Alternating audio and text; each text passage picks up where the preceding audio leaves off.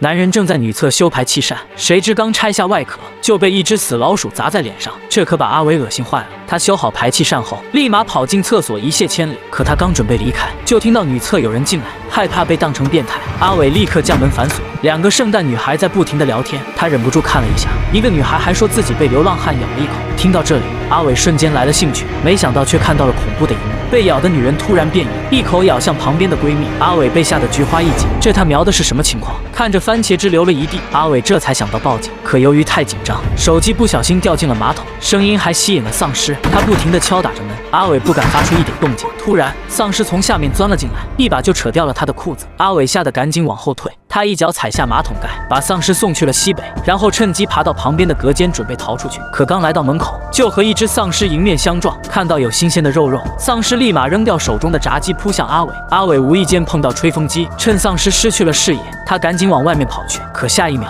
他又不得不折返回来。看来外面已经被丧尸占领，阿伟再次被逼回了厕所。自己只是修个排风扇，怎么就爆发了丧尸病毒？他发出绝望的怒吼。为了防止丧尸从下面钻进来，阿伟用广告牌将门缝挡住。可丧尸不停地干扰，他只能对着镜子打招呼，利用这个方法引开丧尸。阿伟反反复复，终于成功将螺丝拧上。这时他看到了墙上的电话，本想打电话求救，却突然想到手机刚刚掉到了旁边的厕所。没办法，他只能忍着恶心过去拿。好在一切顺利，简单的清洗后，阿伟拨打了保安室的电话。可话还没说完，手机就因为进水坏掉了，唯一的希望破灭。阿伟心态崩了。就在这时，他突然听到隔壁传来女孩的声音。通过聊天得知，女孩名叫小美，也同样被困在了厕所。虽然不知道对方的长相，但听声音肯定长得不错。单身30年的阿伟，甚至画出了小美的样子，还保证会带着她离开这里。小美的出现让阿伟的智商瞬间上线。他翻到隔壁厕所，拿到了丧尸的衣服，用断指作为弹弓，瞄准火警铃，只要触发警报，就会有人来救他们。可阿伟尝试了几次都没能打中。就在他准备再次发射时，突然门被打开。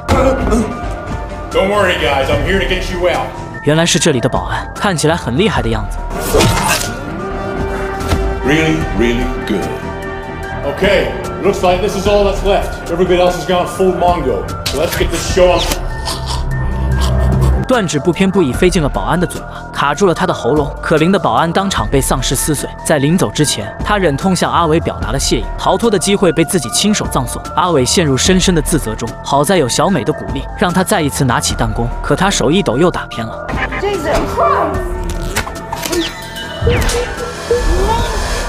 但反而误打误撞将梯子送了过来。阿伟见状赶紧接过梯子，然后搭在洗手台上方。他小心翼翼地爬过去，顺利地拿到了工具箱。可就在他高兴的时候，梯子突然滑落，工具箱里的锤子掉进洗手池。他赶紧爬上梯子往回跑，有惊无险地回到了厕所，冒着生命危险拿到的东西，到最后只剩下一些没有用的纸币。而洗手池里的锤子却被一只丧尸拿到了，他一锤打碎了玻璃。看到这一幕，阿伟灵机一动。Hey Charlie, yeah, it's actually polishing them. It seems a good win, all that. 没想到丧尸果然走过来，开始用锤子敲打厕所门，锤子卡在了门板上。阿伟成功拿到锤子，可正当他高兴的时候，却不小心被丧尸咬到了手臂。这下彻底完了，阿伟绝望地哭了起来。可下一秒他又笑了，因为丧尸戴的是假牙，他幸运地逃过一劫。然而门上的破洞让尸群开始躁动，阿伟赶紧敲开身后的隔板，准备去英雄救美。经过一番敲打，他成功敲开一个大洞，并且顺利地钻了过去。循着声音，他确定了小美的位置，凿开一个洞，看到了小美那魁梧的身材。I can see.